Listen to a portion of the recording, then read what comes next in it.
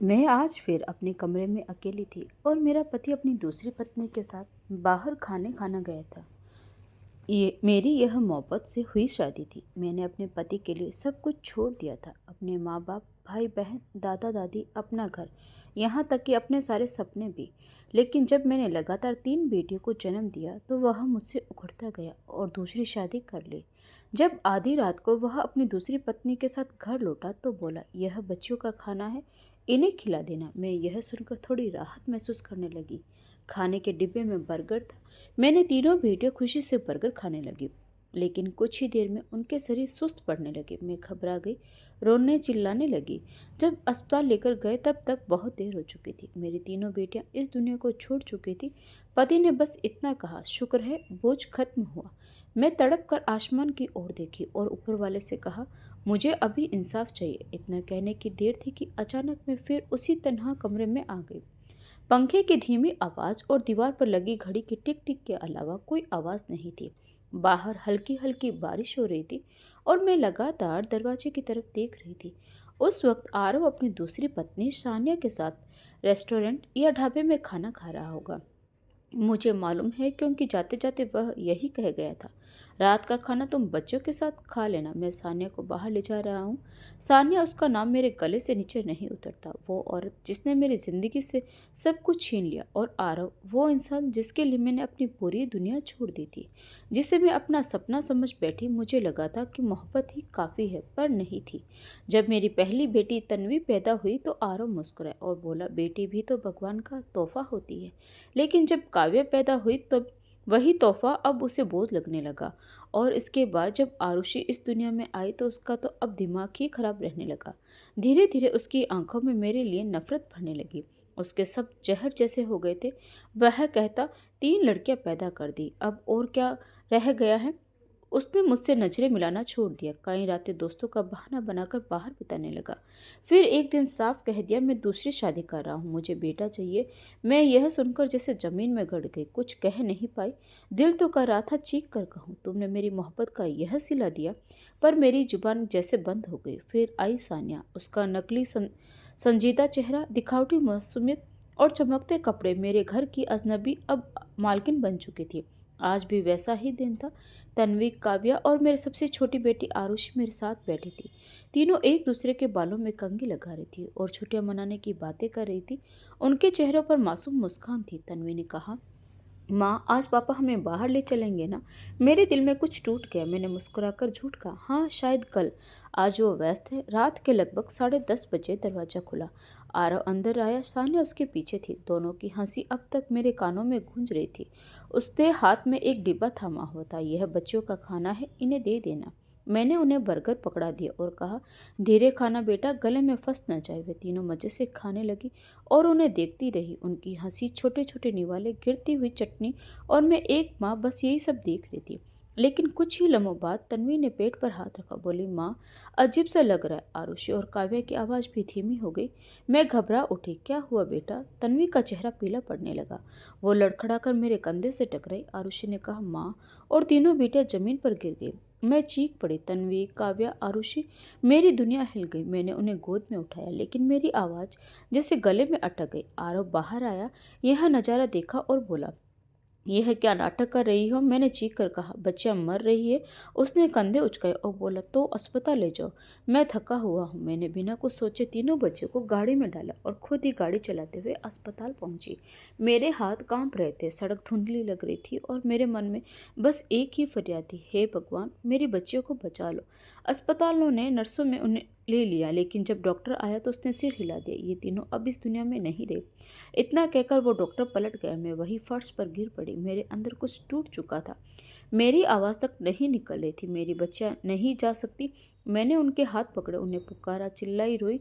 नर्सों ने मुझे खींच कर उठाया। आरव अस्पताल पहुंचा। सान्या भी उसके साथ थी। उसने चुपचाप तीनों बच्चों की लाशें देखी और फिर बोला, चलो शुक्र है ये तीनों बोझ कम हो गए। मैंने कुछ सुना ही नहीं, कुछ महसूस ही नहीं किया। बस वही एक वाक्य मेरे कानों में बार बार गूंजता रहा, शुक्र है ये बोझ कम हो गए। मेरे भीतर सन्नाटा उतर आया था। मैंने सान्या की ओर देखा, वह बेफिक्र से मोबाइल पर कुछ देख रही थी। डॉक्टर फिर आया और मेरी ओर गंभीर निगाहों से देखा। मैडम, आपको पुलिस को सूचना देनी चाहिए। मैंने गर्दन हिलाई, जैसे बेजान हो गई थी। मैंने कोई जवाब नहीं दिया, बस बच्चों की लाशों के पास बैठी रही। कुछ देर बाद एक नर्स आई और बोली, बच्चियों को शवगृह में ले जाना होगा, जैसे मैंने खुद को घसीटकर बाहर निकाला हो। मैंने तीनों के माथे चूमे और सिर झुकाकर अस्पताल के कमरे से बाहर निकाला। रात के 2:30 बजे थे। बारिश तेज हो चुकी थी। मैं अपनी शॉल अच्छे से लपेटी और सड़क पर खड़ी हो गई। उसे किसी ने नहीं रोका। आरव घर लौट चुका था। उसने कहा, सुबह अंतिम संस्कार कर देना, पंडित जी को फ़ोन कर लूँगा। मैंने उसकी तरफ देखा तक नहीं। जब घर पहुंची तो दरवाज़ा खुला था। सान्या की हंसी की आवाज़ आ रही थी। मैंने दरवाज़ा बंद किया और सीधे बच्चियों के कमरे में चली गई। वहाँ 3 छोटे बिस्तरों पर उनके खिलौने रखे थे। तन्वी की गुड़िया, जिसे वह डॉली बेबी कहती थी, और काव्या व आरुषि का छोटा सा स्पॉन्ज बॉब। मैंने तीनों खिलौने अपनी गोद में ले लिए। मेरी आंखों से आंसू नहीं निकले थे, जैसे सब सूख चुके थे। मैंने खुद को जोर से थप्पड़ मारा। रोना है तो रो, मगर कुछ नहीं निकला। दिल जैसे पत्थर हो गया था। मैंने ऊंची अलमारी से बच्चों के कपड़े निकाले, वही ड्रेस जो वे स्कूल के फंक्शन में पहनना चाहती थी। मैंने उन्हें साफ किया और बिछा दिया। फिर किचन में गई। वहाँ वही डिब्बा अब भी रखा था जिसमें बर्गर थे। मैंने फिर से पानी निकाला, मगर होठ सूखे थे।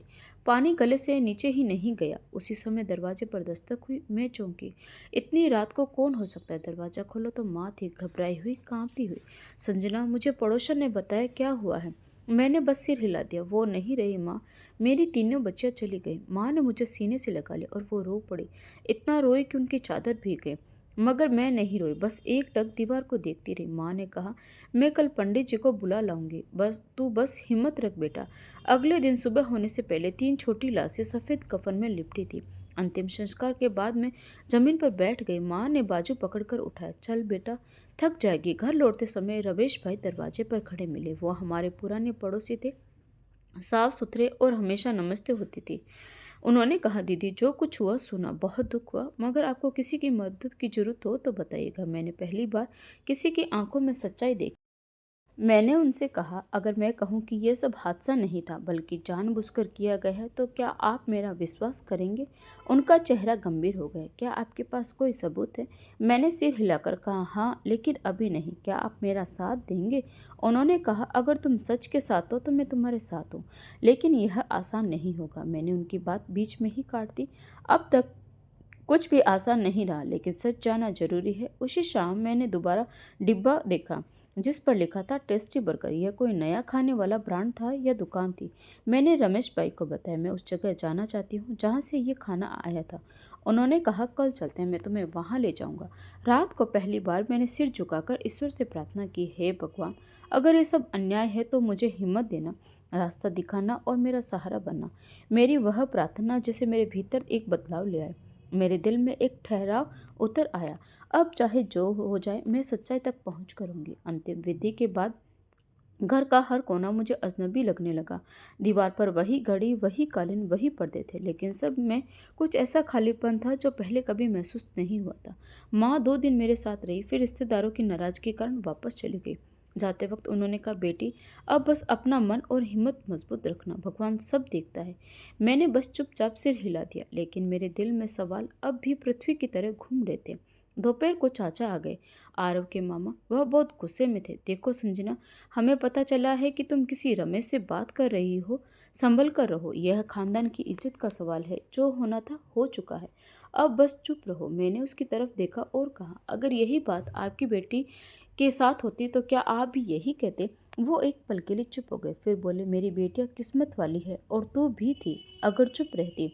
उनका वह वाक्य मेरे दिल पर किसी चुंबक चाबुक की तरह लगा, लेकिन मैंने कुछ नहीं कहा। मैं बस उनके चले जाने का इंतजार करती रही। उस दिन के बाद आरव ने मुझसे कोई बात नहीं की। वह या तो कमरे में बंद रहता या बाहर चला जाता अपनी दूसरी पत्नी सान्या के साथ। अब हमारे बीच कोई रिश्ता नहीं बचा था, सिवाय एक कागज पर लिखे हुए शादी के नाम के। अगली सुबह रमेश भाई मिलने के लिए निकले। मैंने वादा किया था कि मैं अब हर कदम सबूत के साथ उठाऊंगी। उन्होंने पूछा, खाने वाला वो डिब्बा अभी भी तुम्हारे पास है? मैंने कहा, हाँ, मैंने अभी तक उसे साफ नहीं किया है। उन्होंने कहा, तो फिर हमें उसे भी भेजना होगा। मैं एक पत्रकार हूँ, अपने जानने वालों के जरिए उसकी जांच करवा सकता हूँ, लेकिन हमें बहुत सतर्क रहना होगा। आरव को कुछ पता नहीं चलना चाहिए। हमने तय किया कि अगली सुबह मैं वह डिब्बा सौंप दूंगी। घर लौटी तो दरवाजे पर सान्या खड़ी थी। उसने अजीब लहजे में पूछा, कहाँ गई थी आप? मैंने कहा, बाजार गई थी, माँ के लिए दवाइयाँ लेने। उसने ताना मारा, अच्छा, अब माँ की तबीयत भी खराब हो गई? मैंने उसका जवाब नहीं दिया और सीधे कमरे में जाकर दरवाज़ा बंद कर लिया। फिर संदूक खोला और बच्चों की तस्वीरें निकाली। मैं उनके चेहरे को एकटक देखती रही, जैसे वो कुछ कह रहे हो। उस रात जब सब सो गए, मैं किचन में गई, डिब्बा निकाला, उसे अखबार में लपेटा और बैग में रख दिया। मुझे पता था यह सिर्फ पहला कदम है और आगे की राह बहुत कठिन होने वाली। अगली सुबह रमेश भाई ने वह डिब्बा ले लिया। उन्होंने कहा, एक हफ्ते के अंदर रिपोर्ट आ जाएंगी, तब देखेंगे कि सच कहाँ छुपा है। मैंने ईश्वर को धन्यवाद किया कि मुझे एक ऐसा सहारा देने वाला भाई मिला जो सच के साथ खड़ा है। उसी शाम एक अजीब बात हुई। मोहल्ले की सरिता आंटी, जिनकी बड़ी बेटी पूजा मेरी बेटियों की सहपाठी थी, मिलने आई। उन्होंने कहा, संजना, मैं कई दिनों से तुमसे बात करना चाह रही थी पर हिम्मत नहीं जुटा पा रही थी। तुम्हारी बेटियों के आखिरी दिन एक लड़की ने बताया था कि किसी ने उन्हें चॉकलेट दी थी जब वो स्कूल से लौट रही थी। कोई महिला आई थी, कार से उतरी और कहा, यह तुम्हारी माँ की तरफ से है। मुझे ऐसा लगा जैसे मेरी आंखों के आगे अंधेरा छा गया हो। वह कौन हो सकती है? मैंने उस स्कूल की प्रिंसिपल से मिलने का निर्णय लिया। यह सब इतना आसान नहीं था। इन बातों के पीछे एक अपराध छिपा हुआ था। मैंने ठान लिया था कि अब हर कड़ी को जोड़ना है। आरव के चेहरे पर एक अजीब सा सुकून था, जैसे वह किसी बोझ से मुक्त हो चुका हो। एक सुबह मैंने उसे खिड़की के पास बैठा देखा, सान्या के साथ चाय पीते हुए। दोनों के चेहरे पर एक खामोश सी खुशी थी, जिसकी कोई स्पष्ट वजह मेरी समझ से परे थी। मैं अंदर चली गई, लेकिन दिन भर एक सवाल मेरे भीतर उथल पुथल मचता रहा। क्या यह सुकून वाकई स्वाभाविक है या कोई बात छुपाई जा रही है? उसी दिन मैंने तय किया कि मुझे स्कूल जाकर कुछ खोजबीन करनी है।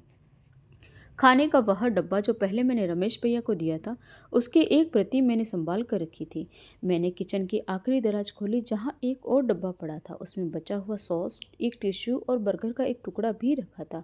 उसमें अब बदबू आने लगी थी। लेकिन मेरे लिए यह याद नहीं बल्कि सबूत था। मैंने रमेश भैया को फ़ोन किया, मेरे पास एक और चीज़ है जिसे लैब में जांच के लिए भेजा जा सकता है, शायद इससे और भी स्पष्ट नतीजे मिले। उन्होंने कहा, इस बार हम इसे एक भरोसेमंद निजी फॉरेंसिक लैब में भेजेंगे ताकि रिपोर्ट्स पर कोई शक न रह जाए। हमने मिलकर वह नमूना एक निजी प्रयोगशाला को भेज दिया और बेसब्री से इंतजार करने लगी। 3 दिन बाद रिपोर्ट्स आई। खाने के बचे हुए हिस्सों में पोटेशियम साइनाइड के अंश पाए गए। घातक मात्रा की पुष्टि हुई। यह शुरुआत मेरे विश्वास को मजबूत करने के लिए काफ़ी थी। बच्चों की मौत कोई दुर्घटना नहीं थी, यह एक सोची समझी साजिश थी। उस रात आरव घर नहीं आए। मैंने साने से कुछ नहीं कहा और उसके कमरे में चली गई। अलमारी और ड्रॉर खंगाले, लेकिन कुछ खास नहीं मिला, सिर्फ एक दस्तावेज और फाइलें। एक फाइल में कुछ प्रॉपर्टी के कागज निकले जो हाल ही में सान्या के नाम पर किए गए थे। मैंने उसकी तस्वीरें खींच ली और वापस सब कुछ यथावत रख दिया। फिर एक डायरी मिली, जल्दी जल्दी पन्ने पलटे। ज़्यादातर बेकार नोट्स थे, लेकिन एक पन्ने पर लिखा था, नई शुरुआत का समय, इस बार सब कुछ अलग होगा। मैं उस वाक्य पर अटक गई। यह कोई साधारण नोट नहीं था। मैंने उसका भी फोटो लिया और सब कुछ वहीं रख दिया। अगले दिन रमेश भैया ने बताया कि गाड़ी का रिकॉर्ड मिल गया है, नंबर WBQ BAR 72, जो सान्या के भाई के नाम पर रजिस्टर्ड थी। वह गाड़ी 3 महीने पहले खरीदी गई थी। अब सान्या और आरव दोनों शक के घेरे में थे। उन्होंने कहा, हमारे पास सबूत है, लेकिन इन्हें सही तरीके से सामने लाना होगा। उसी शाम एक और अहम घटना घटी। रात को मैं सो रही थी, संयोगवश मैंने सान्या की आवाज़ सुनी। वह किसी से फ़ोन पर कह रही थी, परेशान मत हो, उसके पास अभी ठोस सबूत नहीं है, बस अंदाजे हैं। आरव को समझ जाना होगा कि यह औरत कितनी जिद्दी है। मैंने जल्दी से मोबाइल का रिकॉर्डर ऑन किया और चुपचाप दरवाजे के पास रख दिया, लेकिन तब तक कॉल समाप्त हो चुकी थी। अगले दिन रमेश भैया ने सलाह दी कि हमें एक्सपर्ट वकील से मिलना चाहिए जो बताए कि इन सबूतों का कानूनी रूप से क्या किया जा सकता है। हम एक बड़े वकील के पास गए और उन्हें सारी जानकारी दी। उसने कहा, ये सबूत काफ़ी ठोस है, लेकिन अदालत तक पहुंचने से पहले आपको पुलिस में शिकायत दर्ज करानी होगी और तय करना। मैंने पूछा, क्या यह सबूत आरव को गिरफ्तार करने के लिए परफेक्ट है? उसने कहा, एक तरह से हाँ, लेकिन आपको गवाह के तौर पर बयान देना होगा। गाड़ी, सानिया की पहचान, सीसीटीवी फुटेज, ये सभी इस केस की नींव बन सकते हैं। हमने वकील की मदद से प्रारंभिक कानूनी अर्जी तैयार करवा ली। उसी रात मैंने सोचा, क्या मुझे अब और सबूत जुटाने चाहिए। मैंने सानिया के व्यवहार पर नज़र रखना शुरू किया।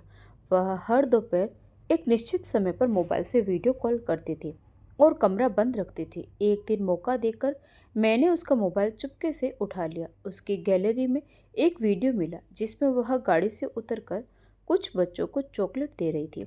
वीडियो ज़्यादा साफ नहीं था, लेकिन उसकी आवाज़ स्पष्ट सुनाई दे रही थी। माँ ने कहा है, यह तुम्हारे लिए है क्योंकि तुम बहुत अच्छे बच्चे हो। मेरी उंगलियां कांपने लगी। मैंने वीडियो तुरंत अपने मोबाइल में भेज लिया और फ़ोन वापस रख दिया। अब मेरे पास एक और कड़ी जुड़ चुकी थी, सबूत का एक पूरा चेहरा जिसे अब नज़रअंदाज करना संभव नहीं था। जब वीडियो होगा, अगली सुबह मैंने सारे सबूत एक फोल्डर में सलीके से लगाए। वीडियो फुटेज व प्रिंट, फॉरेंसिक रिपोर्ट, गाड़ी की तस्वीरें, स्कूल की सीसीटीवी क्लिप, बच्चियों की मेडिकल रिपोर्ट्स और मोबाइल से प्राप्त वीडियो और फोल्डर बैग में रखकर सीधा थाने पहुंच गई। थाने के बाहर धूप तेज थी। अंदर जाकर हेल्प डेस्क अधिकारी ने ठंडी निगाहों से देख पूछा, जी बताइए, क्या प्रॉब्लम है। मैंने कहा, मुझे एफआईआर दर्ज करानी है। यह 3 मासूमों की जान लेने का मामला है। वह चौंक कर खड़ा हुआ, फिर बैठ गया, जैसे इस बात का बोझ उस पर भी आ पड़ा हो। उसने कहा, आप अंदर सब इंस्पेक्टर से मिलिए, वही फैसला करेंगे। मैं ऑफिस में गई। सब इंस्पेक्टर मध्यम उम्र का व्यक्ति था। उसके सामने अखबार फैला हुआ था और वह चाय की प्याली में चम्मच घुमा रहा था। मैंने कहा, मैडम। मैंने उसे संक्षेप में सब कुछ बताया। यह जान लेने का मामला है और मेरे पास सबूत भी है। मैं चाहती हूँ इस पर कार्रवाई हो। उसने उंगलियां चटकाते हुए कहा, देखिए, यह घरेलू मामला लग रहा है। पत्नी, पति और दूसरी पत्नी की बात। ऐसी शिकायतें अक्सर बदले की भावना से की जाती है। मैंने फोल्डर उसके सामने रख दिया और कहा, यह कोई निजी दुश्मनी नहीं है, यह जान से मारने की साजिश है। इसमें गाड़ी की पहचान है, स्कूल की वीडियो है और पोस्टमार्टम रिपोर्ट भी। उसने 2-4 कागज़ देखे, फिर खड़ा होकर बोला, हम इस पर विचार करेंगे, आप कल दोबारा आइए। मैंने कहा, कल क्यों, आज क्यों नहीं। वह बोला, मैडम, यहाँ रोज सैकड़ों केस आते हैं, कानून की भी प्रक्रिया होती है। मैं समझ गई कि वह जानबूझकर समय बर्बाद कर रहा है। निराश होकर मैं थाने से निकली और सीधा रमेश भैया के पास गई। उनके घर के बाहर दरवाज़ा खटखटाया। कुछ ही देर में वे बाहर आए और पूछा, सब ठीक है। मैंने कहा, नहीं। पुलिस ने मेरी फाइल देखी और लौटा दी। कहते हैं यह जातिगत मामला है। उन्होंने मुझे अंदर बुलाया और बैठक में बैठाया। पानी लाऊं? मैंने कहा, नहीं, मुझे सच चाहिए। वे मुस्कुराए और बोले, तो हम दोनों एक ही कश्ती में हैं। मैंने फाइल उनके सामने रखी। वे हर कागज़ ध्यान से देखने लगे, वीडियो चलाई, गाड़ी की तस्वीर देखी और बोले, यह मामला मीडिया में आ सकता है, पर हमें इसे सही तरीके से पेश करना होगा, वरना वे लोग कानूनी कार्रवाई भी कर सकते हैं। मैंने पूछा, क्या हम मीडिया में यह सब दिखा सकते हैं? उन्होंने कहा, हाँ, पर उससे पहले पूरी सच्चाई की तस्वीर पेश करनी होगी। तुम्हारे बयान, पड़ोसियों की राय, स्कूल वालों की प्रतिक्रिया और सबसे अहम, तुम्हारा वीडियो इंटरव्यू। मैंने कहा, मैं कैमरे पर नहीं आ सकती। उन्होंने कहा, तो चेहरा ढक लो, आवाज़ बदली जा सकती है। मैंने कुछ पल सोचा और कहा, ठीक है, अगर यही एकमात्र रास्ता है तो मैं करने को तैयार हूँ। हमने योजना बना ली। अगले दिन उनका रिपोर्टर आया। एक कमरा तैयार हुआ, पर्दा लगाया गया, मैंने नकाब पहना और रिकॉर्डिंग शुरू हुई। उन्होंने मुझसे सवाल किए, आपको सबसे पहले शक कब हुआ? पहला सबूत क्या था? आरव का बर्ताव कैसा था? आपने इस जानलेवा मोहब्बत की पहचान कैसे की? मैंने हर बात साफ साफ एक एक शब्द में बयान की और सबूत के आधार पर सब कुछ क्रमबद्ध बताया। रिकॉर्डिंग के बाद रमेश भैया ने वीडियो एडिटिंग टीम को भेजा और वीडियो सोशल मीडिया पर डाल दी गई। उनका चैनल बहुत बड़ा मंच नहीं था, पर वीडियो इतनी भावुक और सच्ची थी कि कुछ ही घंटों में वायरल हो गई। उसका शीर्षक था, एक माँ की पुकार, 3 मासूमों की मौत की साजिश और पिता की बेरुखी। लोगों की टिप्पणियां आने लगी, यह जुल्म है, सरकार क्यों चुप है, हत्यारे को सजा दो। मेरा फोन लगातार बजने लगा। कुछ लोग हिम्मत बताते, कुछ दुआएं देते और कुछ सवाल करते। तीसरे दिन एक अनजान नंबर से कॉल आई। एक आवाज आई, आपने बहुत बड़ी गलती कर दी है, अपनी हद में रहिए। मैंने तुरंत फोन काट दिया और रमेश भैया को बताया। उन्होंने कहा, यह साफ है कि अब वे लोग बचाव की मुद्रा में आ गए हैं, तुम्हें अब सतर्क रहना होगा। उसी दिन पुलिस की तरफ से नोटिस आया, आपकी दी गई शिकायत की जांच शुरू कर दी गई है, कृपया आगे के बयान के लिए थाने आए। कार्यवाही शुरू हो गई थी, लेकिन मुझे पता था कि सिर्फ कागजी कार्रवाई से आरव और सान्या जैसे लोग बच निकल सकते हैं। उनके खिलाफ हर कदम मजबूत होना जरूरी था। एक दिन रमेश भैया ने मुझसे पूछा, अगर हमें आरव और सान्या की आपसी बातचीत रिकॉर्ड करनी हो तो तुम्हारे हिसाब से सबसे अच्छा मौका क्या हो सकता है? मैंने कुछ देर सोचा और फिर कहा, सान्या हर दिन दोपहर को लॉन में फ़ोन करती है। अगर कभी आरव घर पर ना हो तो वह बहुत देर तक किसी से बात करती रहती है। शायद आरव से ही हमने तय किया कि हम उस वक्त लॉन के पास तक छिपा हुआ रिकॉर्डिंग रख देंगे। अगले दिन दोपहर में मैंने रमेश को खिड़की के पीछे एक छोटा सा ऑडियो डिवाइस रखने को कहा। वहाँ काव्या के अनुसार सान्या आई, मोबाइल कान पर लगाया और बोलना शुरू किया।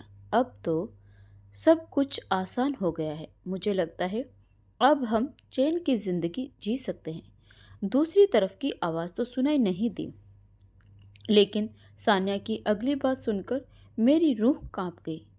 तीनों बच्चियां अब नहीं रही, अब हमें आज़ादी से जीने को मिलेगा, ना कोई रुकावट, ना कोई शोरगुल। और आज सब कुछ वैसे ही हुआ जैसे हमने सोचा था। हमने यह रिकॉर्डिंग तुरंत रमेश भैया को सुनाई। वह एक पल के लिए चुप हो गए, फिर बोले, यह रिकॉर्डिंग बहुत अहम हो सकती है, लेकिन इसे कानूनन सही तरीके से जमा करवाना होगा ताकि अदालत में इसे स्वीकार किया जा सके। हमने रिकॉर्डिंग को यूएसबी ड्राइव में सेव किया और वकील से संपर्क किया। वकील ने कहा, यह एक निजी बातचीत की रिकॉर्डिंग है। अगर आरव या कोई इसका विरोध करे कि इसे बिना अनुमति रिकॉर्ड किया गया है, तो अदालत में यह चुनौती दी जा सकती है। लेकिन यह हत्या से जुड़ा मामला है, इसीलिए इसे विशेष परिस्थितियों में सबूत के तौर पर इस्तेमाल किया जा सकता है। हमने यह रिकॉर्डिंग जांच अधिकारी को दे दी। उन्होंने कुछ देर सुनने के बाद कहा, अगर यह बातचीत असली है तो बहुत कुछ साबित हो सकता है। हम इसे फॉरेंसिक जांच के लिए भेजते हैं ताकि इसकी प्रामाणिकता की पुष्टि हो सके। 2 दिन बाद जांच अधिकारी ने हमें बुलाया कि रिकॉर्डिंग असली है, इसमें कोई छेड़छाड़ नहीं की गई। अब हमें आरव और सान्या को अलग अलग बुलाना होगा। उसी रात जब आरव घर आया तो उसके चेहरे पर थकान नहीं बल्कि बेचैनी साफ दिख रही थी। सान्या ने मुझसे किचन में आकर पूछा, क्या तुम थाने गई थी? मैंने कुछ किया क्या? क्या पुलिस ने तुम्हें बयान देने को कहा? तुमने ज़्यादा तो नहीं कह दिया? मैंने कहा, जितना पूछा गया उतना ही बताया। वह चुपचाप पलट गई, लेकिन इस बार उसके अंदाज में घबराहट थी। अगले दिन रमेश भैया आए और मुझे एक वायरलेस कॉल रिकॉर्डर दिया। बोले, अगर कभी आरव तुमसे कोई ज़रूरी बात करे तो यह रिकॉर्डर चालू कर देना, हमें ठोस सबूत चाहिए होंगे। दोपहर में सान्या कहीं बाहर गई हुई थी। आरव किचन में आया, मैं बर्तन धो रही थी। वह बोला, यह सब नाटक कब तक चलेगा? काव्या, क्या तुम्हें लगता है कि पुलिस तुम्हें इंसाफ दिलाएगी? मैंने धीरे से जवाब दिया, मैं तो सिर्फ सच्चाई के पीछे हूँ। क्या तुम्हारे पास सच है? उसकी आंखों में गुस्सा झलक रहा था। बोला, क्या यह सच है कि तुम्हारे लाए खाने में जहर था, कि तुम्हारी बीवी स्कूल जाकर मेरे बच्चों को कुछ खिलाकर आई थी, कि तुम लोग मेरी बच्चियों को बोझ समझते थे? उसका चेहरा सख्त हो गया। मैंने शांत होकर कहा, सबूत बहुत जल्दी सामने आ जाएंगे, तब तुम्हें जवाब देना होगा। वह कुछ पल खड़ा रहा और फिर बिना कुछ कहे चला गया। मैंने चुपचाप रिकॉर्डर बंद कर दिया और रमेश भैया को दे दिया। उसी दिन पुलिस ने सान्या को थाने बुलाया। वह घबराई हुई अंदर गई, लेकिन जांच टीम ने बेहद शांत अंदाज में सवाल पूछना शुरू किया। आप उस दिन बच्चों को स्कूल से लेने क्यों गई थी? सान्या बोली, मैं नहीं गई थी। पुलिस ने कहा, हमारे पास सीसीटीवी फुटेज है और एक बच्ची ने आपकी आवाज़ पहचान ली है। इसके अलावा एक रिकॉर्डिंग भी है जिसे आप आरव से कह रही थी कि तीनों बच्चियां अब नहीं रही। सान्या का चेहरा पीला पड़ गया। उसने नजरें झुका ली और बोली, मुझे कुछ याद नहीं। पुलिस अधिकारी ने कहा, आपका बयान रिकॉर्ड किया जा रहा है। झूठ बोलने पर आप पर धारा 182 के तहत कार्यवाही हो सकती है। उसी दौरान आरव को भी थाने बुलाया गया। दोनों को अलग अलग रखा गया ताकि उनके बयानों में अंतर साफ हो सके। बाद में मैंने आरव को कॉल की। पुलिस के पास सब कुछ है, मैं अब कुछ नहीं छुपा सकती। वह चिल्लाया, क्या तुम पागल हो गई हो? सब संभाला जा सकता है अगर तुम चुप रहो। यह कॉल भी पुलिस ने रिकॉर्ड की और हमें सुनाई गई। वकील ने कहा, अब केस मजबूत हो चुका है, लेकिन अदालत में फैसला तभी होगा जब तुम गवाही देने को तैयार हो। अगली सुबह हम एक स्टूडियो पहुंचे। कैमरा तैयार था, रोशनी सेट की गई और मैंने नकाब पहन लिया। रमेश भैया ने इशारा किया, अब बस बोलना शुरू करो, सच्चाई खुद आवाज बन जाएगी। मैं कैमरे के सामने बैठी और अपनी पूरी कहानी बयान की। एक एक लम्हा, एक एक कसक, अपनी शादी, आरव का बदल जाना, सान्या की एंट्री, बच्चों की मासूमियत, वह दिन, वो खाना और वो बेबसी। फिर सबूतों का जिक्र किया, रिपोर्ट्स, वीडियो रिकॉर्डिंग। मैंने कहा, यह सब सिर्फ मेरे साथ नहीं हुआ, यह हर उस माँ के साथ हो सकता है जिसे कमज़ोर समझा जाता है। मैं खामोश रह सकती थी, लेकिन अब नहीं। रिकॉर्डिंग पूरी हुई तो कुछ समय तक कमरे में खामोशी थी। रिपोर्टर ने कहा, यह वीडियो सिर्फ खबर नहीं, एक चीख है जो दिल को चीर देती है। उसी रात वीडियो वायरल हो गई। सोशल मीडिया पर तूफान सा गया। लोग कमेंट करने लगे, इस माँ को न्याय दो, कातिलों को गिरफ्तार करो, अब और नहीं बर्दाश्त करेंगे। शाम को जब आरव घर आया तो वह बेहद बेचैन था। वह टीवी देख चुका था। उसने सान्या को बुलाया और दोनों कमरे में चले गए। मैं दरवाजे के पास बैठ गई और सुनने लगी। आरव चिल्ला रहा था, मैंने तुमसे कहा था सावधानी बरतो, तुम्हें वह सब बातें फ़ोन पर क्यों की? सान्या बोली, मैं थक गई थी। तुम्हें लगता है कि मैं पत्थर हूँ? मुझे भी डर लग रहा था, लेकिन अब डरने से कुछ नहीं होगा। अब हमें एक वकील की ज़रूरत है, वरना हम सीधे जेल भेज दिए जाएंगे। मैंने सोचा कि अब समय आ गया है कि अदालत में वह सच सामने लाया जाए जिसे अब तक छुपाया गया है। वह सच जिसे अब हजारों आंखों ने देखा है और लाखों दिलों ने महसूस किया है। अगले दिन थाने से नोटिस आया। आरोपियों को आगे की जांच के लिए बुलाया गया था। शिकायतकर्ता को भी उपस्थित रहने का निर्देश दिया गया। मैंने अपना फोल्डर दोबारा खोला, हर बात साफ साफ लिखी और तैयारियां शुरू की। अब अदालत में कहानी नहीं सुनानी थी, अब केवल सच बोलना था, वह सच जो अब छुपाया नहीं जा सकता था। वीडियो के वायरल होने के बाद सब कुछ बहुत तेज़ी से बदलने लगा। रमेश भाई ने बताया कि एक मशहूर टीवी शो को प्रस्तोता ने खुद हमसे संपर्क किया है। वह चाहती है कि मैं शो में आकर अपनी आप बीती सुनाऊं। मैं चुप रही, कुछ देर सोचती रही। उन्होंने कहा, यह एक मौका है पूरे देश को बताने का कि तुम्हारी बेटियों के साथ क्या हुआ। तुम चाहो तो चेहरा ढक सकती हो, नाम भी बदला जा सकता है। मैंने धीरे से सिर हिलाया और कहा, ठीक है, मैं सच छुपाना नहीं चाहती, बस चेहरा छुपाना जरूरी है। अगले दिन हम स्टूडियो पहुंचे। वहाँ का माहौल बिल्कुल अलग था। कैमरे, लाइट, प्रोड्यूसर की आवाज़ें, शो की मेजबान के नोट्स, सब कुछ एक सदे हुए तंत्र की तरह चल रहा था। शो की शुरुआत हुई। प्रस्तोता ने कुछ औपचारिक पंक्तियां कही और फिर मेरा परिचय दिया। आज हमारे साथ एक माँ मौजूद है जो अपने 3 मासूम बेटियों के साथ हुए अपराध की कहानी सुनाने आई है। यह केवल उनका मामला नहीं है, यह हर उस महिला की आवाज़ है जो न्याय की तलाश में है। कैमरा मेरी ओर घुमा, रोशनी थोड़ी धीमी हुई और मैंने बोलना शुरू किया। मेरा नाम संजना है। मैंने प्यार में कविता लिखी थी। मेरी जिंदगी का सपना वह शख्स था जिसे मैंने अपना सब कुछ माना, लेकिन समय के साथ वह सपना एक जहरीले जख्म बन गया जिसने धीरे धीरे मेरे बच्चों की सांसें तक छीन ली। मैंने दिल से बातें कही और हर लम्हा जैसे एक धड़कन बनकर कैमरे के पास पहुंच रहा था। शो में वह वीडियो भी दिखाई गई जिसमें सानिया स्कूल के बाहर गाड़ी से उतरकर बच्चों को कुछ देती नजर आ रही थी। फिर वह ऑडियो भी सुनाया गया जिसमें वह आरव से बात कर रही थी। प्रस्तोता ने मुझसे पूछा, आप अब क्या चाहती हैं? मैंने जवाब दिया, मैं सिर्फ न्याय चाहती हूँ। मेरे बच्चों को वापस नहीं लाया जा सकता, लेकिन कम से कम उनके हत्यारों को सजा मिलनी चाहिए ताकि किसी और माँ का ऐसा दिन न देखना पड़े। शो की प्रस्तुता ने कहा, यह कहानी हमारी आंखें खोलने के लिए काफ़ी है। अब यह हमारे ऊपर है कि हम केवल दुख व्यक्त करें या इस माँ का साथ दें। शो के प्रसारित होते ही कुछ घंटों में सोशल मीडिया पर तूफान मच गया। संजना को न्याय तो ट्रेंड करने लगा।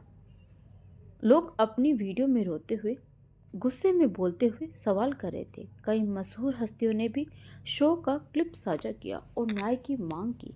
मैंने फ़ोन पर लगातार कॉल्स और संदेश आने लगे। कुछ लोग सांत्वना देते, कुछ अपनी दुआएं भेजते और कुछ अपने बच्चों के साथ मेरी कहानी जोड़ते। रमेश भाई ने बताया, यह सोशल मीडिया का दबाव अब पुलिस और अदालत दोनों पर पड़ेगा। अब कोई चुप नहीं रह सकता। उसी शाम डीएसपी का फ़ोन आया, बेटी कल थाने आइए, हमें आपका बयान दोबारा रिकॉर्ड करना है। इस बार मीडिया भी मौजूद होगी। जब मैं थाने पहुंची तो वहां टीवी, कैमरे, रिपोर्टर और पुलिस अधिकारी सब मौजूद थे। मेरे पहुंचते ही वहां एकदम शांति छा गई। डीएसपी ने खुद मेरे हाथ से फाइल ली, एक एक सबूत देखा और कहा, हम यह मामला अब केंद्रीय जांच टीम को सौंप रहे हैं। एक रिपोर्टर ने मुझसे सवाल किया, आपके पति और उसकी पत्नी के खिलाफ अब तक क्या कार्रवाई हुई है? मैंने सिर्फ इतना कहा, मेरी लड़ाई अभी खत्म नहीं हुई है, लेकिन अब मैं अकेली नहीं हूँ। रमेश भैया ने बाद में बताया कि आरव ने अपनी कंपनी से जन्मदिन की छुट्टी ली है। वह घर से बाहर निकलने से डर रहा है। उसके वकील ने पुलिस को बयान दिया कि यह सब एक साजिश है और हमारा क्लाइंट बेगुनाह है। मैंने जब यह बयान सुना तो बस इतना कहा, जब सबूत चीखने लगते हैं तो झूठ सिर झुका लेता है। उस रात मैंने सालों बाद चैन की नींद ली। 2 दिन बाद जब मैं अदालत पहुंची तो मीडिया की गाड़ियां पहले से बाहर खड़ी थी। रिपोर्टर कैमरों के साथ गेट पर खड़े थे। वकील ने मुझे एक अलग कमरे में बुलाया। उन्होंने मेरे सबूतों की फाइल देखकर कहा, तुमने यह पूरा काम बहुत ठोस तरीके से किया है संजना। हर अदालत को सच सुनना होता है। मैंने सिर हिलाया। दिल अब स्थिर हो चुका था, पर अब भी संकोच करने की आदत नहीं गई थी। सुनवाई शुरू हुई। आरव और उसका वकील अदालत में पेश हुए। जज ने केस का ब्यौरा पढ़ा, फिर मेरा बयान और सबूतों की जांच के आदेश दिए। वकील ने एक एक करके रिपोर्ट, वीडियो, ऑडियो अदालत में जमा किए। फाइल के हर पन्ने पर जैसे पत्थर पर लकीरें खींची जा रही थी। मैंने अदालत का कमरा ध्यान से देखा। आरव के चेहरे पर एक पल को भी शांति नहीं थी। जज ने उससे पूछा, आप पर 3 बच्चियों तन्वी, काव्या और आरुषि की जान लेने, जहरीले पदार्थ देने और शारीरिक अत्याचार करने का आरोप है। आप क्या कहेंगे? आरव ने अपने वकील की तरफ देखा और बोला, यह सब झूठे आरोप हैं। मैंने कुछ नहीं किया। यह औरत मुझे फंसाना चाहती है। जज ने तुरंत पूछा, तो क्या आप यह स्वीकार करते हैं कि आप खाना लाए थे जिसके बारे में जहरीले पदार्थ की रिपोर्ट मौजूद है? आरव चुप रहा। पुलिस ने अदालत को बताया कि हमें आरोपी घर से एक ऑडियो रिकॉर्डर मिली है जिसमें सानिया और आरव दोनों जहरीला खाना देने की बातचीत कर रहे हैं। सानिया ने साफ शब्दों में कहा था, वो बच्चियां अब नहीं रहेगी और हम आज़ादी से जिंदगी जिएंगे। जज ने ऑडियो सुनवाने का आदेश दिया। अदालत के अंदर सन्नाटा छा गया। वो शब्द स्पीकर से गूंजने लगे। आरव की गर्दन झुकी रही। सानिया अदालत में मौजूद नहीं थी। उसी समय पुलिस अधिकारी ने अदालत को बताया, सानिया आज की सुनवाई में पेश नहीं हुई है और सुबह से उसका मोबाइल बंद है। हमें शक है कि वह फरार हो चुकी है। जज ने सिर झुकाया, कलम उठाई और कहा, सानिया को भगोड़ा घोषित किया जाता है। उसके खिलाफ गिरफ्तारी वारंट जारी किए जाए। मुझे ऐसा लगा जैसे अदालत की दीवारों से मेरी बच्चियों की आवाज़ें गूंज रही हो।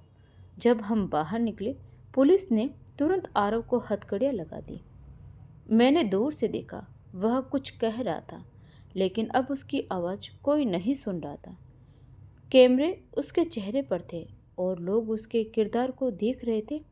रमेश भैया मेरे साथ थे। उन्होंने कहा, यह पहला कदम है, अभी सानिया की गिरफ्तारी बाकी है और तुम्हारी गवाही पूरी होनी है। मैंने जवाब दिया, मैं पूरी गवाही दूंगी जब तक हर किरदार सामने ना आ जाए। 2 दिन बाद रमेश भैया ने मुझे बुलाया। उन्होंने कहा, मेरे पास एक नया सबूत है। सानिया के मोबाइल से डिलीट की गई वीडियो का बैकअप मिल गया है। उसमें से एक वीडियो में वह आरव से साजिश की बात कर रही थी। मैंने वीडियो देखी। सानिया कह रही थी, अगर यह तीनों बच्चियां चली गई तो हमें बेटा पाने में आसानी होगी। आरव, तुम बस खाना ले जाना, बाकी मैं संभाल लूँगी। यह रिकॉर्डिंग अब अटल सबूत बन चुकी थी। हमने तुरंत इसे पुलिस को सौंपा और अदालत को सूचना दी। उसी रात पुलिस ने छापा मारा। सानिया का भाई मुंबई के एक फ्लैट में छुपा हुआ मिला। उसने बताया कि सानिया 2 दिन पहले वहां आई थी और फिर एक टैक्सी में बैठकर कहीं चली गई, शायद दिल्ली या कोलकाता। पुलिस ने देश भर में गिरफ्तारी वारंट जारी कर दिए। सानिया की तस्वीरें सोशल मीडिया और निजी चैनलों पर दिखाई गई। घोषणा की गई, बच्चों की हत्या में शामिल आरोपी सानिया फरार है। सूचना देने वाले को इनाम दिया जाएगा। जब मैं घर लौटी तो सब कुछ बदल चुका था। 1 हफ्ता पहले मैं एक माँ थी जो सिर्फ सवाल कर रही थी और आज मैं एक गवाह थी जो ठोस सबूत पेश कर रही थी। अब मेरे मोहल्ले की औरतें मुझसे नजरें नहीं चुरा रही थी।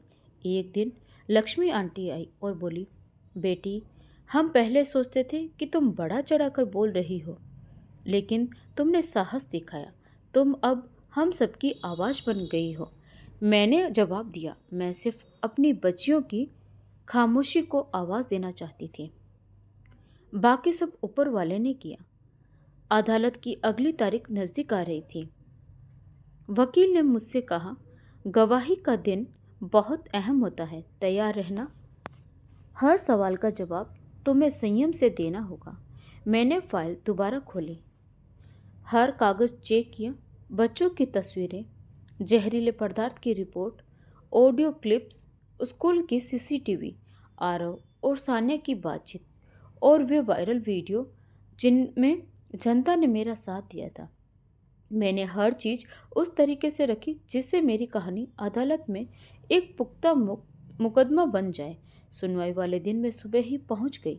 कोर्ट के बाहर रिपोर्टर, पुलिस की गाड़ियां और जान पहचान वाले लोग मौजूद थे। अदालत के कमरे में माहौल भारी था। जैसे ही मैं अंदर दाखिल हुई, मैंने अपनी फाइल को और मजबूती से थाम लिया। जज ने फाइल का निरीक्षण किया, फिर वकील ने मेरा परिचय करवाया। यह संजना है, पीड़ित पक्ष आज अपनी पूरी गवाही देगी। मैं गवाही देने के लिए कटघरे में आई और फाइल सामने रख दी। पूरा कमरा एकदम शांत था। मेरी बेटियों का नाम लिया गया और वह दृश्य सामने आया।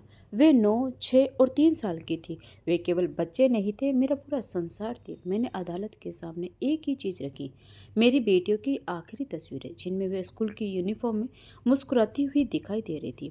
यह उनकी आखिरी सुबह की तस्वीर है, मैंने कहा। उसी दिन स्कूल से लौटते वक्त उन्हें एक औरत ने कुछ खाने को दिया, जो उसकी सगी माँ नहीं थी, लेकिन माँ होने का दावा जरूर करती थी। फिर अदालत में स्कूल की सीसीटीवी फुटेज चलाए गए, जिसमें सान्या कार से उतरती दिख रही थी। यही वह क्षण था जहाँ से मेरे बच्चों की मौत की ओर धकेला गया, और यहाँ से कहानी केवल एक माँ के आंसुओं की नहीं बल्कि कानून का प्रश्न बन गई। मैंने अदालत को उस जानलेवा जहर की रिपोर्ट दिखाई जो उस बर्गर में मिला था, वही बर्गर जिसे मेरे पति आरव ने रात को देखकर कहा था यह बच्चों का खाना है। जज ने रिपोर्ट ध्यान से देखी। साइनाइड की पुष्टि हुई। फिर हमने सान्या और आरव की ऑडियो रिकॉर्डिंग अदालत में चलाई। अब वे बच्चियां नहीं रही। अब हमें आज़ादी से जीने को मिलेगा। अदालत का कमरा सन्नाटे में डूब गया। आरव ने नजरें झुका ली। जज ने मेरी तरफ देखा और पूछा, यह सब तुमने अकेले इकट्ठा किया? मैंने कहा, जी। शुरू में मेरे पास केवल एक चीखता हुआ दिल था, पर मैंने सवाल उठाया, कदम बढ़ाया, और अब मैं जवाब मांग रही हूँ। वकील ने पूछा, क्या आपने अपनी आंखों से देखा कि आरव ने खाने में कुछ मिलाया था? मैंने उसकी आंखों में देखते हुए कहा, मैंने वह जहर अपनी बच्चियों की सांसों में महसूस किया। उस बर्गर के हर कण में, उसकी ठंडी बातों में और सान्या की झूठी मुस्कान में मैंने मौत का स्वाद चखा है। मान्यवर, यह केवल बयान नहीं, एक माँ की पुकार है। अदालत में कुछ लोग सिर झुकाए बैठे थे, कुछ की आंखें नम थी। वकील ने फिर पूछा, आपने खुद मुकदमा लड़ने का निर्णय क्यों लिया? मैंने कहा, मुझे अपने दर्द पर विश्वास है। मेरी आवाज़ में वह सच्चाई है जो किसी कानूनी किताब में नहीं लिखी। यह मुकदमा सिर्फ न्याय का नहीं, एक माँ की लड़ाई है जो अपने बच्चों की खामोश लाशों से जवाब मांग रही है। जज ने हाथ उठाकर वकील को चुप कराया। यह गवाही पूरी हो चुकी है। अगली सुनवाई पर हम आरोपी का पक्ष सुनेंगे। तब तक मुकदमा स्थगित किया जाता है। जैसे ही मैं अदालत से बाहर निकली, मीडिया के लोग मुझे घेरकर खड़े हो गए। संजना जी, आज आपने अदालत में जो कहा उसका असर सभी पर पड़ा है। अब आप क्या चाहती हैं? मैंने कहा, मैं बस इतना चाहती हूँ कि मेरे बच्चों की मौत कोई बंद फाइल बनकर न रह जाए, बल्कि उनकी कहानी हर माँ को ताकत दे। उसी रात रमेश भाई आए। उनके हाथ में एक लैपटॉप था। समाचार चैनल ने तुम्हारी गवाही का वीडियो दिखा दिया है। यह वायरल हो रहा है। लोग तुम्हें एक बहादुर माँ कह रहे हैं। मैंने मुस्कुराते हुए कहा, मैं माँ थी, हूँ और रहूंगी। बस अब मेरी कोख खामोश नहीं, अब उसमें तर्क बोलता है। अदालत के आखिरी दिन फिर से कमरा भरा हुआ था। बाहर चेहरों पर उत्सुकता कम और गंभीरता अधिक थी। आरव अपनी जगह पर चुप बैठा था, गर्दन झुकी हुई थी। चेहरे पर अब वह पुराना अहंकार नहीं था। जब जज आए, सभी लोग खड़े हो गए। एक पल की प्रक्रिया के बाद फैसला सुनाया जाने लगा। आरव और सान्या के मामले में अदालत ने सभी प्रस्तुत गवाहियों और साक्ष्यों की समीक्षा की। जज ने फाइल से एक कागज निकाला, पेन नीचे रखा और पढ़ना शुरू किया। मां संजना की ओर से प्रस्तुत साक्ष्य, जिसमें जहरीले पदार्थ की रिपोर्ट, ऑडियो वीडियो रिकॉर्डिंग और मेडिकल रिपोर्ट शामिल है, अदालत को इस निष्कर्ष पर पहुंचती है कि इन बच्चों की जान एक सोची समझी साजिश के तहत ली गई। आरव के वकील ने अपनी कलम मेज पर रख दी। शायद उन्हें भी आभास हो गया था कि अब कोई दलील काम नहीं आएगी। अदालत ने दोषी आरव को भारतीय दंड संहिता के आधार 302 और 120 बी के तहत कठोर श्रम के साथ उम्र कैद की सजा सुनाई। कमरे में एक हल्की सी सरसराहट हुई, जैसे हवा ने अपनी दिशा बदल ली हो और इंसान के पापों का बोझ हवा में घुल गया हो। सान्या, जो इस वक्त फरार है, अदालत ने उसे भगोड़ा घोषित किया और पुलिस को निर्देश दिए कि उसकी जल्द से जल्द गिरफ्तारी सुनिश्चित की जाए। मेरी उंगलियां मेज के किनारों से सटी हुई थी, मगर मेरे भीतर की हलचल अब शांत हो चुकी थी। जज ने मेरी ओर देखा और कहा, आपकी अटल नियत, आपका साहस और सच्चा प्रेम इस मुकदमे की नींव है। अदालत आपके सत्य, चरित्र और धैर्य को स्वीकार करती है। फैसले के बाद मैं शांत मन से अपनी सीट से उठी, फाइल बंद की और धीमे कदमों से अदालत के कमरे से बाहर निकल गई। रमेश भाई अदालत के बाहर मुख्य दरवाजे के पास खड़े थे। उनके साथ कुछ पत्रकार और कैमरे मौजूद थे। एक पत्रकार ने पूछा, संजना जी, आपको यह फैसला सुनकर कैसा लगा? मैंने संक्षेप में कहा, यह फैसला मेरे बच्चों के नाम न्याय है और हर उस माँ के लिए जो सच के रास्ते पर अकेली खड़ी रहती है। पुलिस आरव को हथकड़ी पहनाकर ले जा चुकी थी, जिसकी निगाहें जमीन पर थी। अब वह किसी से नजर नहीं मिला रहा था। मैं बाहर निकली तो अदालत की सीढ़ियाँ सूरज की रोशनी में नहा रही थी। मैंने अपना घूंघट हटाया। पहली बार मैं बिना पर्दे के कैमरों के सामने आया। रमेश भाई ने सिर हिलाया। तुमने सच की जीत दिलाई है। मैंने मुस्कुराकर कहा, मैंने केवल वही किया जो एक माँ करती है। यह जीत सच की थी, मैं तो बस एक माध्यम बनी। उसी शाम पुलिस ने घोषणा की कि सान्या की गिरफ्तारी के लिए सिंध पंजाब की सीमाओं पर अलर्ट जारी कर दिया गया है। उसका नाम सभी हवाई अड्डों के एग्जिट कंट्रोल सूची में डाल दिया गया। रात को मैंने अपनी बेटियों के कमरे में सफाई की, उनकी गुड़ियाँ, किताबें और वह चूल्हा जो अब भी वैसे ही रखा, अब साफ किया। हर चीज को ऐसे देखा जैसे पहली बार देख रही हूँ। बिस्तर के नीचे एक पेंसिल बॉक्स पड़ा था, काव्या का। मैंने उसे खोला। अंदर एक छोटा सा नोट था। माँ, जब मैं बड़ी हो जाऊंगी तो आपको रोज चाय बना कर दूंगी, फिर हम पार्क चलेंगे। मैं मुस्कुराई। मेरी आंखें भीगी नहीं, पर दिल हल्का हो गया था। मैंने उस नोट को फ्रेम में लगाया और बच्चों की अलमारी पर रख दिया। बरसों बाद पहली बार ऐसा महसूस हुआ कि शायद अब उनके लिए न्याय पूरा हो गया था। सान्या अब भी पुलिस की पकड़ से बाहर थी। अलग अलग शहरों से उसके बारे में खबरें मिलती थी, मगर कोई ठोस जानकारी नहीं मिली थी। केस अभी भी बंद नहीं हुआ था। लेकिन मेरी जिंदगी अब एक नया मोड़ ले चुकी थी। अब मैं रोज कोर्ट के चक्कर नहीं लगाती थी। अब मेरा रास्ता उन औरतों के बीच से गुजरता था जिन्हें अपनी आवाज भी अपनी नहीं लगती थी। एनजीओ के दफ्तर में मेरी जिम्मेदारियां बढ़ चुकी थी। पीड़ित महिलाओं को सलाह देना, उनके केसों के लिए वकील उपलब्ध कराना और उनके मानसिक पुनर्वास में मदद करना। यह सिर्फ एक काम नहीं था, बल्कि मेरी जिंदगी का एक उद्देश्य बन चुका था। एक रास्ता जो बेटियों को खामोश दीवारों से उठाकर रोशनी की ओर ले जाता था। एक दिन दोपहर के वक्त एक लड़की दफ्तर आई। उसके चेहरे पर जख्म थे और हाथ में एक पुराना खिलौना था। मैंने पूछा, यह खिलौना किसका है? उसने कहा, मेरी छोटी बहन हमेशा मुझसे कहती थी कि हम कहीं और चले जाएं। मैंने उसे चाय दी और कहा, तुम दोनों कहीं और नहीं, किसी और दिशा में जाओगी, उजाले की ओर। हमने उस लड़की की बड़ी बहन से मुलाकात की, पुलिस में रिपोर्ट दर्ज करवाई और बच्ची को सुरक्षा में रखा। कुछ दिन बाद जब दोनों बहनें सुरक्षित आश्रय गृह में थी, वे मुझसे मिलने आई। छोटी बहन ने मेरे हाथ में वही खिलौना रखा और कहा, इसे आप अपने पास रख लीजिए। माँ कहती है कि आप सबको बचा लेती हैं। मैंने वह खिलौना अपनी मेज पर रखा, जहाँ पहले तन्वी, काव्या और आरुषि की तस्वीरें रखी थी। अब उनके साथ वह भी थी, एक और मासूम याद। रमेश भाई ने मुझे बताया कि एक नई मुहिम शुरू की जा रही है जिसका नाम होगा चुप्पी नहीं कार्रवाई। वे चाहते थे कि मैं इस मुहिम की प्रतिनिधि बनूं। मैंने उनसे पूछा, क्या लोग अब भी मेरी बात सुनना चाहेंगे? उन्होंने जवाब दिया, तुम अब एक मिसाल बन चुकी हो। मिसालें सिर्फ सुनाई नहीं जाती, दिखाई जाती है। हमने पहला कार्यक्रम लड़कियों के एक स्कूल में आयोजित किया। जब मैं मंच पर गई तो सभी छात्राएं चुप हो गई। मैंने बोलना शुरू किया, एक समय था जब मैं सिर्फ एक माँ थी और पूरी दुनिया मेरे बच्चों तक सीमित थी। फिर वे मुझसे छीन गए और मुझे लगा कि सब कुछ समाप्त हो गया। लेकिन वहीं से एक नई लड़ाई की शुरुआत हुई। कार्यक्रम के बाद एक छात्रा मेरे पास आई और बोली, आंटी, अगर मेरी माँ को भी कभी आपकी तरह हिम्मत की जरूरत होगी तो क्या मैं आपको उनसे मिलवा सकती हूँ? मैंने मुस्कुराकर कहा, मैं तो तुम्हारी माँ की दोस्त बनने के लिए ही आया हूँ यहाँ हूँ। दफ्तर लौटते हुए मैंने तन्वी, काव्या और आरुषि की तस्वीरें दीवारों पर नई जगह पर रखी, सबकी नज़रों के सामने। मैं चाहती थी कि जो भी वहां आए उन्हें देखे, क्योंकि यह कहानी सिर्फ एक परिवार की नहीं बल्कि एक सोच की है। उसी शाम एक औरत दफ्तर आई। उसके हाथ में एक छोटा सा स्कूल बैग था। उसने कहा, मेरी बच्ची 6 साल की है, पति कहता है बेटी को पढ़ाना बेकार है, क्या मैं उसे आपके पास ला सकती हूँ? मैंने बैग हाथ पे लिया, ध्यान से देखा और कहा, कल आप उसे मेरे साथ स्कूल लेकर आइए, मैं खुद उसका बैग उसके कंधे पर रखूंगी। अगली सुबह हम दोनों स्कूल गए। बच्ची ने सफ़ेद कमीज और नीली सलवार पहनी थी। स्कूल के दरवाजे पर मैंने उसके कंधे पर बैग रखा और कहा, यह तुम्हारा अधिकार है। वह पल मेरे लिए एक प्रतीक था, जैसे मेरी बेटियां जो शिक्षा से वंचित हो गई थी आज किसी और की बेटी के हाथ में कलम बनकर लौट आई थी। मैंने जिंदगी से बदला नहीं लिया, मैंने उसे रास्ता दिया। अब जब भी कोई माँ चुप बैठी हो, मैं उसके साथ हूँ, क्योंकि मैं जानती हूँ कि चुप्पी भी बोलती है, बस सुनने वाला होना चाहिए।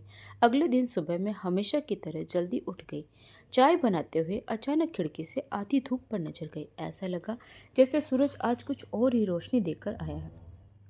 हल्की सी हवा मेरे चेहरे से टकराई और एक अजीब सी तसल्ली दी, दिल में उतर गई। मैं तैयार होकर दफ्तर पहुंची। वहां पहले से कुछ महिलाएं अपनी बेटियों के साथ बैठी थी। उनकी आंखों में डर नहीं, उम्मीद थी। एक माँ ने मुझसे कहा, संजना जी, हमने भी आपकी वीडियो देखी है, तभी तय कर लिया था कि अपनी बेटी के लिए अब चुप नहीं रहूंगी। मैंने हल्के से मुस्कुराकर कहा, आपने सही किया। डर से कुछ नहीं बदलता, आवाज़ से बदलाव आता है। अब मेरा हर दिन किसी न किसी की कहानी सुनते, उसे कानूनी सलाह देते और हिम्मत बढ़ाते बीतने लगा। मैंने सीखा कि तकलीफें सिर्फ हमें तोड़ने नहीं आती, वे हमें जोड़ना भी सिखाती। एक दिन रमेश भाई मेरे पास आए और बोले, संजना, सानिया की गिरफ्तारी की खबर आई है, उसे कोलकाता स्टेशन से पकड़ा गया है। पुलिस उसे दिल्ली ला रही है, अगले हफ्ते कोर्ट में पेशी है। मैंने कुछ नहीं कहा, बस एक गहरी सांस ली, जैसे कोई अधूरी बात अब पूरी होने वाली हो। पेशी वाले दिन मैं फिर से उसी अदालत में थी। इस बार मेरी चाल पहले से ज़्यादा मजबूत थी। अब पुलिस सानिया को लेकर आई। मैंने सिर्फ एक बार उसकी तरफ देखा। उसकी आंखों में अब न घमंड था न पश्चाताप, बस डर था। वही डर जो उसकी सच्चाई से भागते हुए इंसान की आंखों में होता है। कोर्ट में जज ने कहा, आज से सानिया के खिलाफ गवाही शुरू की जाएगी। मुझे फिर से गवाही के लिए बुलाया गया। इस पर मेरी आवाज़ और भी स्पष्ट थी। मैंने कहा, जिसने माँ कहलाने का हक छीना, आज वह खुद अपने कर्मों के बोझ तले अदालत में खड़ी है। मेरी बेटियों को वापस नहीं लाया जा सकता, लेकिन मैं चाहती हूँ कि जो जुर्म हुआ है उसकी सजा कानून तय करे। सानिया कुछ नहीं बोले। शायद अब उसे भी समझ आ चुका था कि सच्चाई को छुपाया नहीं जा सकता। जज ने सुनवाई की, अगली तारीख तय की और आदेश दिया कि सान्या को न्यायिक हिरासत में भेजा जाए। उस दिन शाम को मैं अपने दफ्तर वापस आई। खिड़की के पास बैठकर बाहर बच्चों को खेलते देखा। फिर नजर गई उस टेबल पर जहां अब तन्वी, काव्या और आरुषि की तस्वीरें के साथ वह पुराना खिलौना भी रखा था। मैंने सोचा, यह मेरी बेटियों की यादें ही तो है जो अब मुझे ताकत देती है। मैं माँ हूँ और अब हजारों बेटियों की माँ जैसी बन चुकी हूँ। कभी कभी सोचती हूँ, अगर मैंने उस दिन आवाज़ न उठाई होती तो शायद आज न मैं होती न ये कहानी। अब जब भी कोई औरत मेरे पास आती है, मैं उसे एक ही बात कहती हूँ, तुम्हारी चुप्पी भी सुनाई देती है, बस किसी को सुनने की हिम्मत चाहिए। और अब मैं हूँ सुनने के लिए भी और बोलने के लिए भी।